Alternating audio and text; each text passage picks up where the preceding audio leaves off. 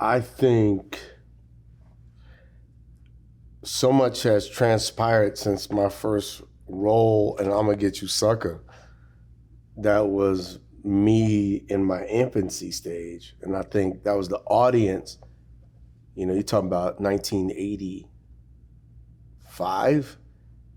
Audience was different. We was coming out the 70s, which was wild times. You know, it was free love and experimental drugs and wildness, and it was starting to contract because AIDS just hit and sexuality was on its boom and people were starting to accept. So you're talking about now we're in such a conservative time, and over that time as an artist, I got to poke fun at so many different things, from pop culture to race to to drugs to just the culture. And now we're at a place where everybody is so contracted because of social media. People don't know what to think, what to feel. We're being programmed what to think and what to feel. All freedom is gone because we're slaves to our phone. We're slaves to social media, and we are not social. See, society, we used to be what was social because we used to socialize. We don't anymore. Everything is in a phone. So we're being told what we say and not say.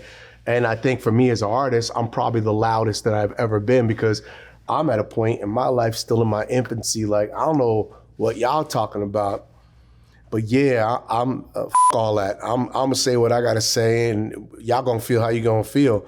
And most of the times what you realize is it's not the people that have constricted and have become conservative.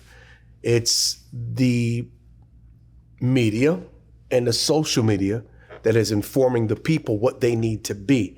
Cancel culture is not real. Cancel culture is it's as much propaganda as people who either are gonna get vaccinated or not vaccinated, or, you know what I mean? It's like everything is at this point, it's so divisive. And you just gotta choose what side you're on. I'm always gonna be on the side of truth, transparency, love, and not giving a f. I think we should, say how you feel and feel how you say. Don't be ignorant about it and don't be offensive, but you can still feel and have an opinion and be proud of who you are and where you come from, because we're all evolving, we're all changing. It's not where you started in life, it's where you end. So let's all enjoy each other's journeys and just embrace whatever truths that they're at. I like when friends are from different places. Growing up, I had white friends, Hispanic friends that didn't understand what it was like to be black in America. And I didn't understand what it was to be white, what it was to be privileged. And I didn't understand what it was like to be Hispanic, where you're neither black or white, you're an immigrant in this country, and you are trying to find your place.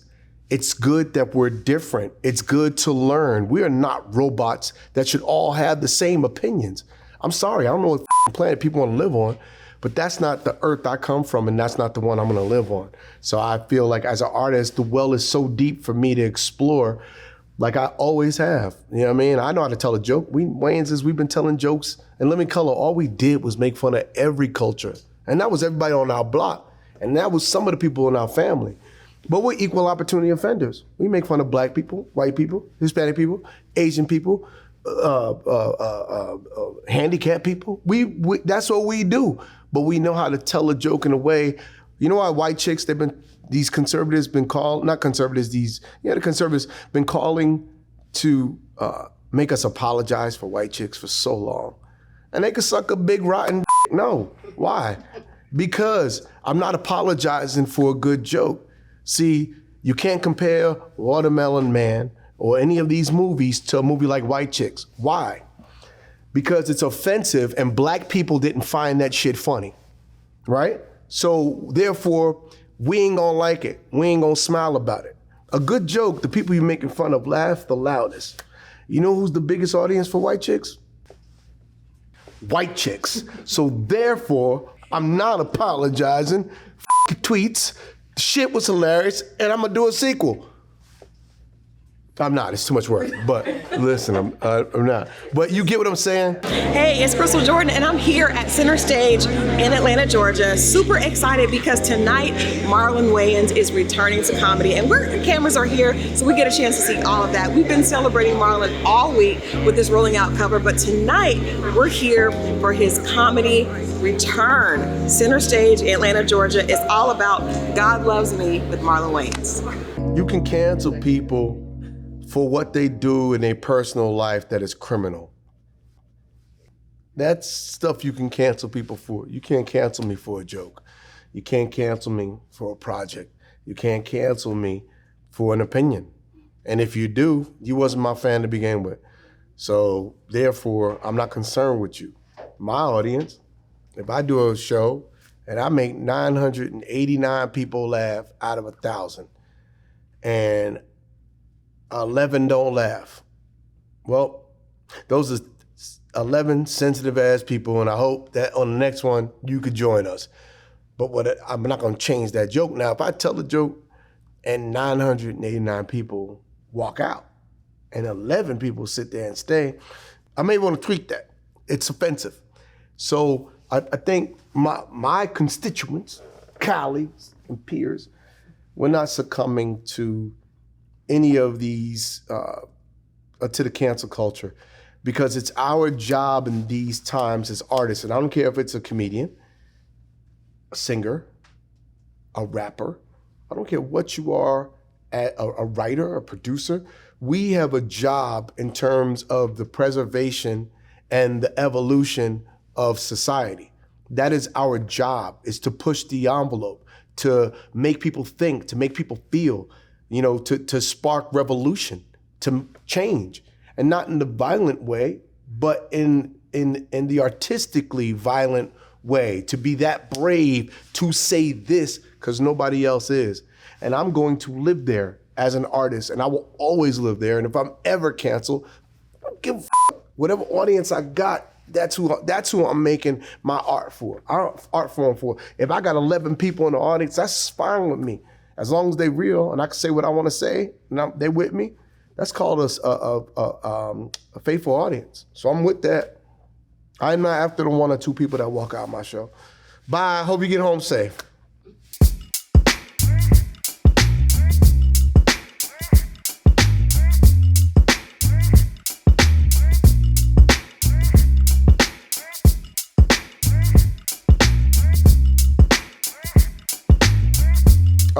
I think I needed it. I think we all needed it.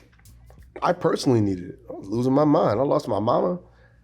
I was lost, and I lost my smile. I lost my joy, and I lost 38 people that I love. And I was like, yeah, you know what? I need to go make people laugh and remember that life is fun and that bad things can happen to you, and there's still a smile out there for you. Losing my mom, my last show before I started doing this one was all about my mother. And it really helped me heal because it wasn't about her being gone. It was a celebration of her being the gift of my life.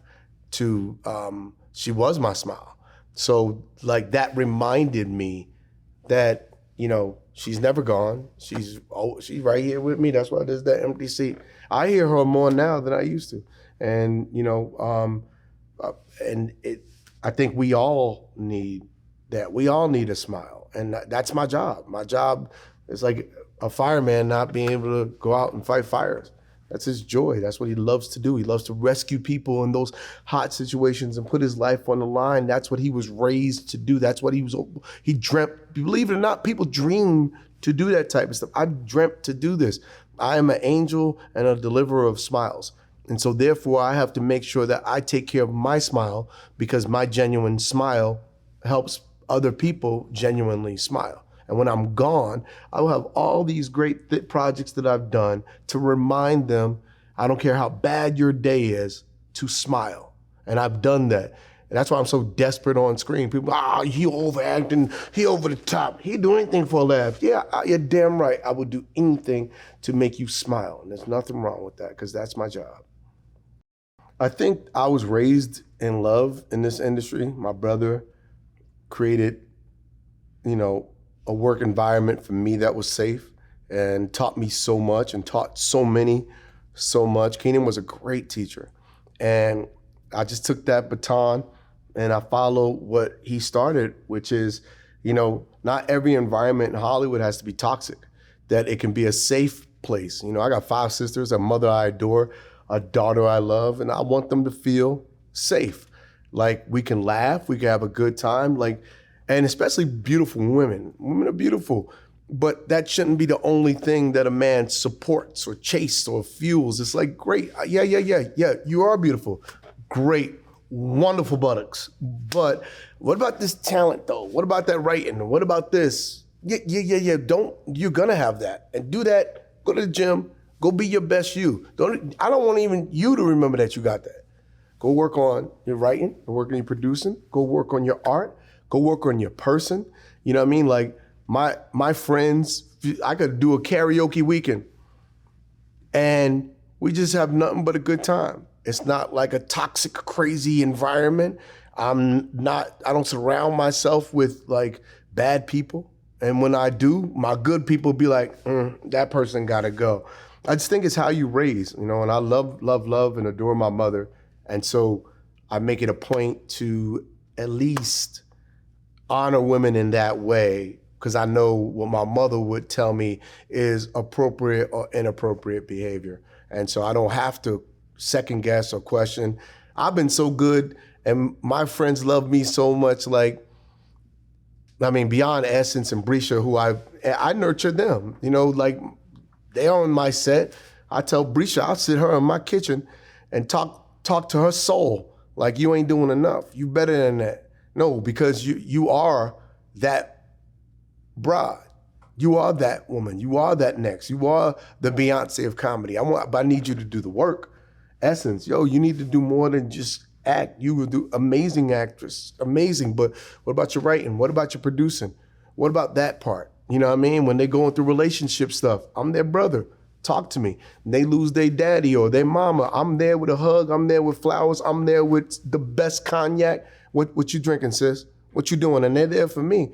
It was one of my birthdays. I lost my mother, and I just had a breakup. And I went to my house, full of balloons. I like crabs, so they had a crab dinner for me. And it was, my sisters, Essence and Brescia did that for me. And that, you take care of people and people take care of you. I love those girls, you know what I mean? And many women, I love women.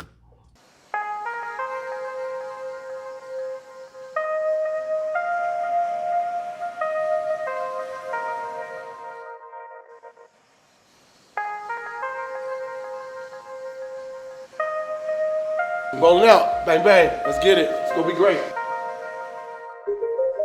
I think we are all so proud to see the evolution and where it's at, because when we first started, and when my brother first started, it was like nobody do. It was Eddie Murphy. And I paused because he was the only one. At that time, it was one Negro at a time. And then my brother, Robert Townsend, Spike Lee, along with Eddie, kicked open doors. Not just as talent, but as writers, producers, directors, visionaries that brought you television shows. And those brothers were trailblazers. And I'm of that cloth and that generation. So I take pride in helping the next generation. I take pride in trying to find the next guys like me. I take pride in trying to, on my sets, I look at my sets and these guys are so dope that it wasn't even about the project they was bringing the world, that they would look at the set and be like, nah, there's not enough black people represented on this set. There's not enough black craft service people. There's not enough black grips. There's not enough black ADs. This is what we did to populate a set. They don't, and for us now, we're so proud to see it, But the only concern is I think that this generation don't do enough studying to know where it came from, because you got to pay it forward. You got to go grab those, and you got to celebrate those that the giants whose shoulders you stood on. They should be first out your mouth. We live in a world full of false prophets. All these young people talking about I'm this, I'm that. You ain't shit, because first and foremost, there's God before you, and then all those that came before you. If we don't pay homage to those people that really did it for us, we wouldn't be doing it if it wasn't for them. And what's so dope about that generation, especially like my brother, Robert Townsend, and those guys, they look at the generation before and will be the first to tell you, nah, don't talk about Step and Fetch It in that way. He was one of the first black millionaires. He was extremely educated, had many cars. If it wasn't for him doing what he was doing, we wouldn't have the opportunity to do what we do. So who are we? White people tell you to call them coons and buffoons. But meanwhile, when they have Charlie Chaplin, when they have Buster Keaton, when they have their, who's the other one? Lauren Hardy, they can have theirs, and those are geniuses. But we look at ours as coons and buffoons. We have to stop this shit. It's us. We have to stop looking at our history like there's something wrong with it. It's our history, and there's an evolution. So be proud where you started, because that's the foundation, and we growing from there. Now we can look back with pride at the evolution. Do we look at mankind walking like this and go, look at them we was walking like monkeys, and I'm ashamed of that. Now that we're walking erect, now that's our journey. It's good to know where you started, and because, where we've evolved to is special. But it's only special if we can really look back to where we started and embrace that. But schools have taught us to feel bad about slavery when it's something that we couldn't help. You act like we could have avoided that. Like, let's go back to the first dude that got capped. Let's go back to the business itself. So let's really talk about it. There's nothing you could do except go, all right, let's break out of this. Let's get better. And then let me not feel bad about what I was. Because those people are a lot stronger than we give them credit for. You ever see it in school, like, I can't believe they sat and I watched Roots the first time. I was like, come on, man. How you gonna let smack him, hit him with the chain, choke him out? I literally was like, yo, all of them should whisper to each other, yo, let's jump these white people. I used to hate Roots. I used to talk to the screen. But in reality, when you're dealing with guns and you're dealing with manipulation and you're dealing with captivity and you're dealing with torture and you're dealing with all these things, everybody wants to say what they would have done and how weak those people were. But if it wasn't for them, your ass wouldn't have been born. You wouldn't be here. So how dare you look at them like you could have did better? So let's wait. Where are you right now with all the slavery that's happening right now mentally and social media? What are you doing?